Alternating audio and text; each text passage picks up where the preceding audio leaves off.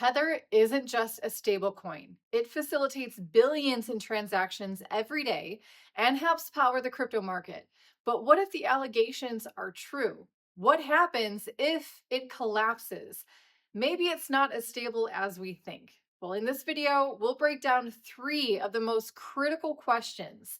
Is Tether really as fully backed as they claim?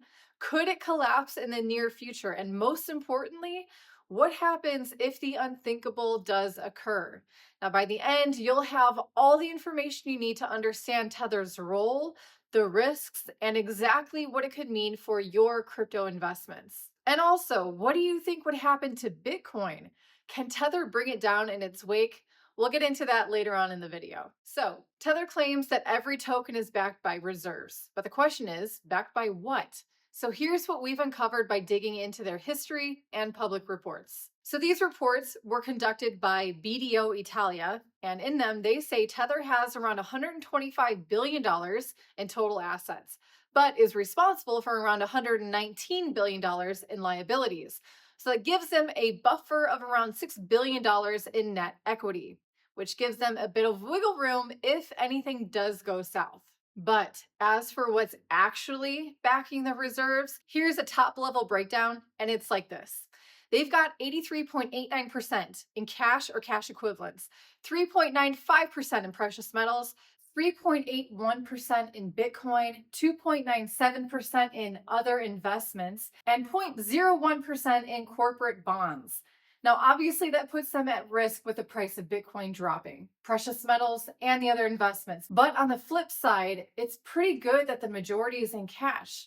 But what's most shocking is what makes up that 83.89% in cash and cash equivalent, because they don't hold much cash at all, it's mainly in something else. So they only keep 0.07% of that in actual cash and bank deposits. The majority, 80% to be exact, is kept in US Treasury bills. You probably won't believe this, but they're actually the 18th largest holder of them. They have more than Germany, Australia, and even the UAE, which is pretty mind-blowing. We'll get into the effects that could have worldwide later. So to sum it up, Tether is primarily backed by treasury bills. Some say Tether is too big to fail, and over the years in this space, we've seen even some of the biggest projects collapse. Anyone remember UST and Anchor Protocol? So it's easy to wonder, can Tether also collapse? Well, the answer is yes, of course it can collapse, but will it? That's the real question. After all, anything can collapse eventually. There's no guarantees in crypto, and that's Tether included. There are a few issues to cover with Tether. The first, which I'm sure you're aware of, is the transparency. Tether does currently undergo regular audits by an independent third-party accounting firm, but they have selected the company themselves. And in 2021, Tether was fined $41 million for misrepresenting their reserves. So it's not quite the don't trust verify that we want to see in crypto, but if you want to trust the audit, they have the reserves. But one thing you have to remember too is treasury bills are the safer option when it comes to systemic risk, as they're backed by the ones who actually control the currency, the US government. Now, you know there's a whole rabbit hole we can go down there, but in this context, when compared to holding cash in a bank, it's safer. You only need to look back at the collapse of Silicon Valley Bank, where Circle, the USDC provider, lost $3.3 billion out of their reserves. That day, the stablecoin collapsed to 87 cents.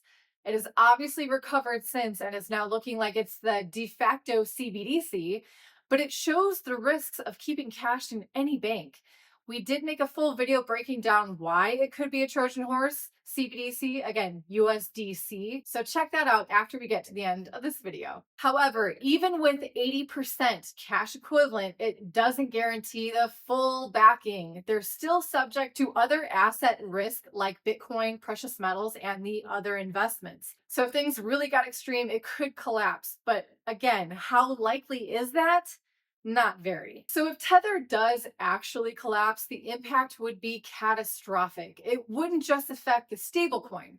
The contagion would probably be felt across the financial markets, especially crypto at first. But before you start to panic, it would most likely just be short term impact. That's the underlying technology really bringing value to this space. Bitcoin isn't going anywhere. It would easily ride out that storm. How long it would take is anyone's guess. But one thing is sure, the free market will come out on top. Now, it's pretty clear that the stablecoin itself, USDT, again, Tether, would collapse to zero if the worst case scenario happened. You've only got to look back at Luna and UST with Anchor Protocol to see what happens there. But that setup is completely different than Tether. But yes, your funds would become worthless overnight, much like what happened with UST. And that's why it's key to have a diversified portfolio. You should never have all your eggs in one basket, unless you're a Bitcoin maxi, of course. Maybe I could let you off with that. But one of the most interesting things about Tether is they've positioned themselves very strategically. As I mentioned earlier, they're the 18th largest holder of US Treasury bills. So, in some way, they have given themselves a form of leverage over the US government. Now, obviously, the T bill market is huge, and over the long run, this impact would just get absorbed. But in the short term, this would affect the global markets. Even the biggest holders of T bills like Japan and China would feel the short term effects. It's not unrealistic that global panic could set in and cause a cascade of sell offs. But again, that's a really extreme scenario and a short term outlook on it. Given that Tether is currently the largest stablecoin, if it were to collapse, then it would cause a round of innovation in the next set of stablecoins and the current ones out there so that they'd only get stronger and learn from the mistakes of Tether. And that's what I meant when I said the free market will win out. And when something collapses like this, the short term impact may seem quite catastrophic, but over the long run, it only makes this space stronger as we learn and improve on the mistakes of the past. So, to bring you back to the first question I asked you, what do you think would happen to Bitcoin? After everything we've been through, think about your answer again and let me know in the comments below, because the short term impact would be pretty bad. But with a long term vision in mind, it's just noise. Another speed bump in the long, long road of Bitcoin. And this is another reason it's so important to keep in mind why Bitcoin was created.